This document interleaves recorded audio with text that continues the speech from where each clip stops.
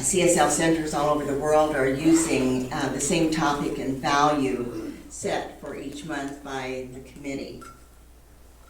And so today's topic is heart-centered social engagement, which is pretty lofty. So I've chosen the title, Heart-Centered Relationships. And the reason I'm going to be talking about relationships is because the only way to create heart-centered social engagement is to have mastered the art of loving ourselves. Because if we don't love ourselves, we all know, as we've been taught, that we can't share that with anybody else. So, or at least it's a limited way, no matter what our self-esteem might be. Because the love of self then, of course, radiates out into our family. Then our friends, our co-workers, our neighbors, and then out into society as a whole. And so the love that we have for ourselves depends on how much we love that self and then share that with others. So sometimes people are limited in what they're able to give. Now, the Science of Mind point of view for the theme this month is that social engagement, when centered from the heart, is a mobilization of individual energies into communal. We don't have to live with anybody else if we don't want to. So communal means shared power, providing a way to support a world that works for all, from the individual to the collective. So in short, we would be doing what the Master Teacher Jesus asked us to do, which is to love our neighbors as ourselves. And as we all know, there are some people who don't love themselves much, so their neighbor is left out too. Correct? Yeah. So,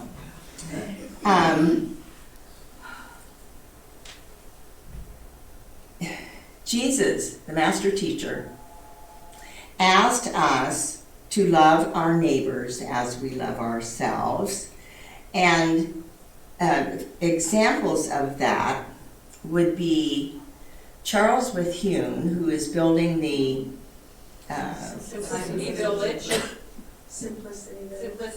Simplicity Village. And the Campfire Volunteers.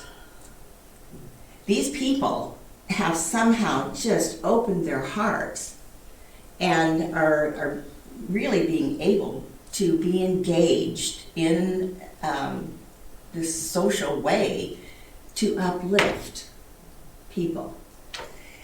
And I believe that they all must have studied religious science or just any of the teachings that teach the power that holds a grain of sand in place is the same power that holds the planets in their places. This is what Dr. Holmes writes. There is nothing big or little or hard or easy as far as the power is concerned. It is the same power working in and upon everything, and this is the power we use. But not everybody knows that, do they? The glossary also defines power as the energy by which everything lives. Power that we use every time we think, every time we're having an idea, every time we take action, every time we have a reaction. We're using this power that is greater than anything in the universe. Gives us the power to be anything we want to be or we want to do, or not. How do we use it? It would seem that the power we are all using, because it is God's power, would have been enough for the whole world to be at peace by this time. Wouldn't you think? Yes. But that's not the case. So the other thing that I know is that every student to Science of Mind is confronted with their BS, their belief systems.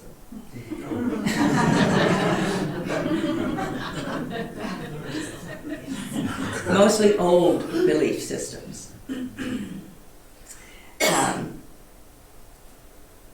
I never get what I want. I'm not smart enough.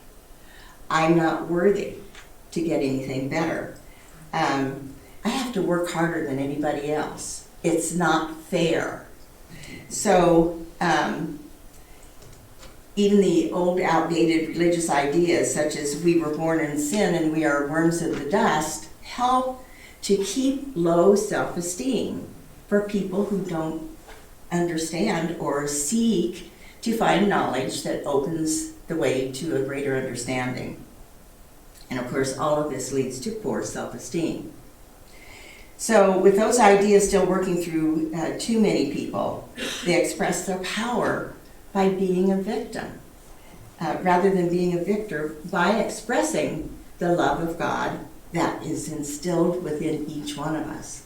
We don't have to create it. We don't have to make it. It's already there, but we have to open up and let it flow through us. Now, when the power is used in a consciously centered, from the heart, loving God with all of our heart, with all of our soul, and with all of our mind is completing the fulfillment of one of the scriptures. And because we are recognizing that the spirit within us is the same spirit that we meet in others, we have to see that in others, then we are doing what Jesus admonished us to do, which again is loving our neighbors as ourselves.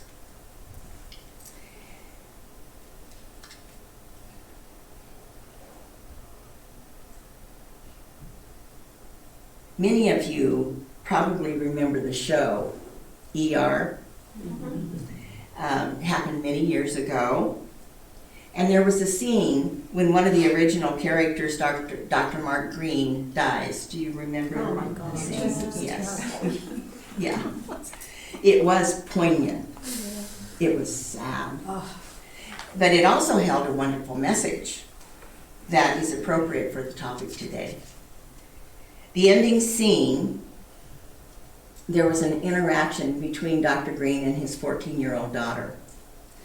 And this scene shows him whispering to her, I've been trying to think of what a father should tell a daughter in a situation like this. Something important. And I have it. He took her hand and then he told her, be generous. Be very generous with your time, with your love, and with your life. Yeah, Kleenex. It was such a simple message, but it was so profound. I remember it so clearly. And a fellow minister watched the program and wrote an email on the ministers list to all of us. She was deeply moved by the scene and began to recount the activities of her day in relationship to what Dr. Green was telling his daughter. And this is what she wrote in the email. This morning, I was walking back from errands and saw a McDonald's cup on the ground. It looked discordant with the spring flowers that were all around. Did I pick it up? No. I was selfish with my life. Driving out to visit a new friend, I noticed a volleyball in the gutter of the street and about 8 kids hanging on the fence of their playground looking out at the ball. Did I pull the car over and toss it back to them? No. Even though I thought about it, I was stingy with my time. My landlady's cat came up on the couch and tried to get me to pet him. But he's usually a grumpy old cat, and I was busy. I was selfish with my love. At the end of the email, she asked, "How many other times was I not generous?" That's the million-dollar question for today, for each one of us. Am I generous with my life, my time, my love? The question is, I think it's the one that can help us move our individual energies into heart-centered power, that provides a way for all of us to support a world that works for all. But remember, it comes from the individual to the collective power. Dr. Holmes, founder of Science of Mind, wrote, "Every act of human affection and love, of generous giving and receiving, of kindly relations with others, is an extension of the spirit of life flowing through us. Life is the great giver, and each one of us its distributor." Now, I've never thought of myself as a distributor necessarily. I know there's one in a car. And one time I asked my husband, really, what does a distributor do? And he said, well, it lets in air and gas to the engine for power. I hope that's right. That's what I remember. That's not right? No, then he was wrong, or I remember. Well, anyway, it has to do with power, doesn't it?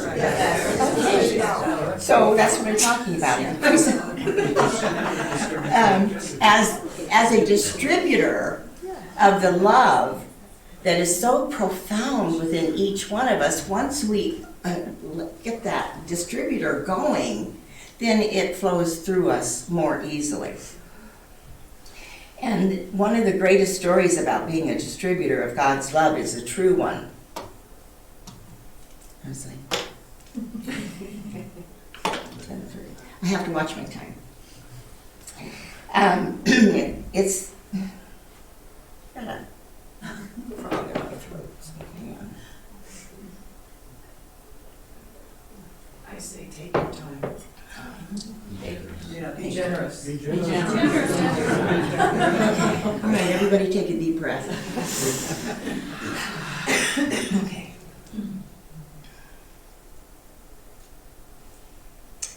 One of the greatest stories about being a distributor of God's love and God's life and time is the true one. And it's about a little boy who was told by his doctor that he could save his sister's life by giving her some blood.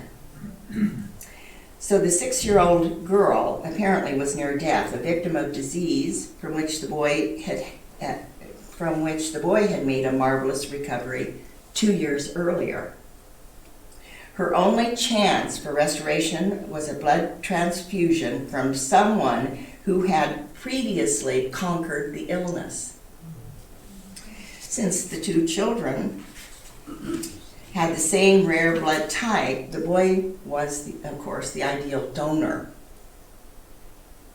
"Johnny," the doctor said, "would you like to give your blood for Mary?"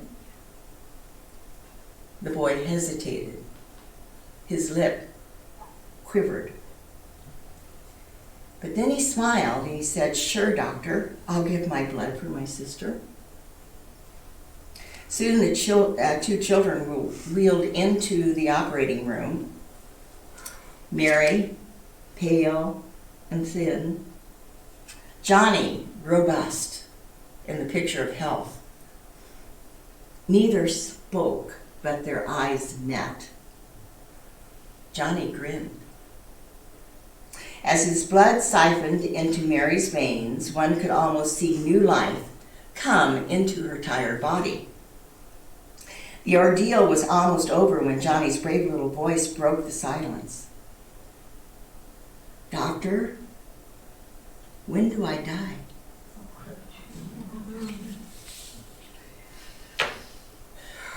It was only then that the doctor realized, with a moment of hesitation he saw in Johnny and the trembling of the lip, what it had meant. little Johnny actually thought that in giving his blood to his sister, he was giving up his life. In that brief moment of decision, he was being a distributor of love by being very generous with his life.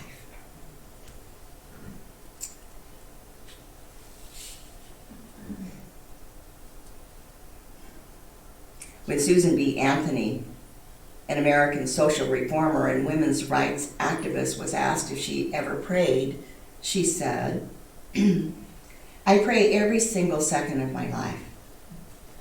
Not on my knees, but with my work. My prayer is to lift women to equality with men. Work and worship are one with me.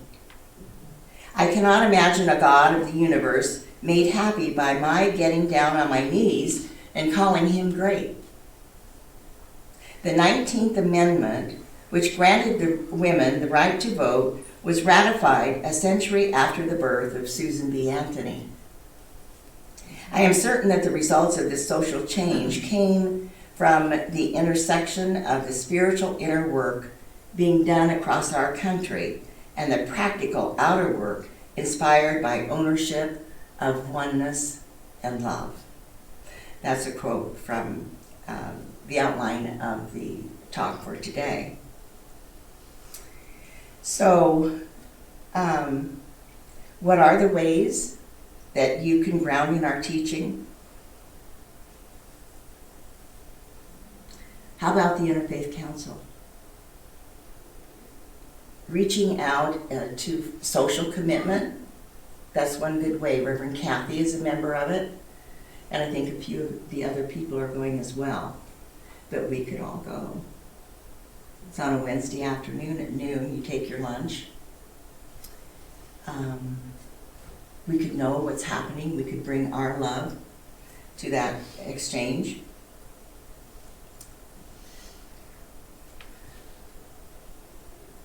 Any organization that we belong to, if we have something to give for the campfire people, can we join in if we're not doing that?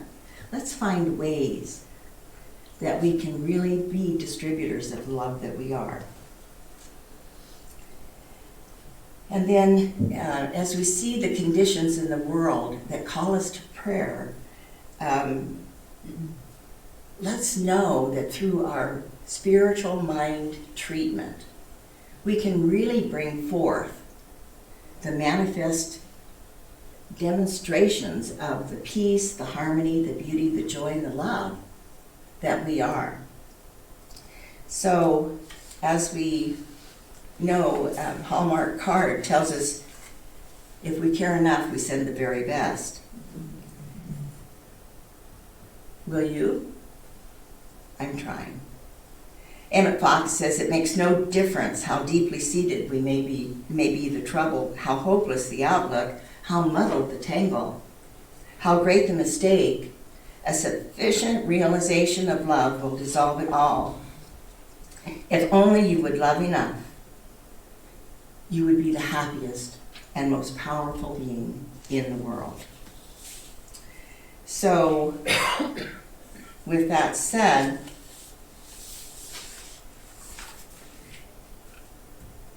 let's have continued prayer to know our oneness in God, and that we have a deep self-love of who we are, the love for God, and we're able to distribute that. And during our prayer, our meditation, listen for guidance if you don't know what to do, or how to do it, or even how to build more self-love. See Leanne, she's got 2 free workshops coming up. And then take action, being generous with your life, your time, and your love with everyone you meet, not just anybody. So what I'm going to end with today is a slide that I found on YouTube. Mm-hmm. And it's, I don't know if you can see that. Can you dim the lights? Yeah, can you dim the lights? There, as you can see, it's a circle of kids around a big bowl. And why they're doing that is one of their teachers had a lot of fruit, and he gathered the children and said, whoever gets to the fruit first can have it. And so what the kids did is they joined hands and ran to the bowl, and each one got one. And what it says is, when he asked why they chose to run as a group when they could have had the fruit individually, one child spoke up and said, Ubuntu. How can each one of us be happy if all the other ones are sad? Ubuntu in the Xhosa culture means I am because we are. I am because we are. Let's all say Ubuntu together. Ubuntu. Namaste.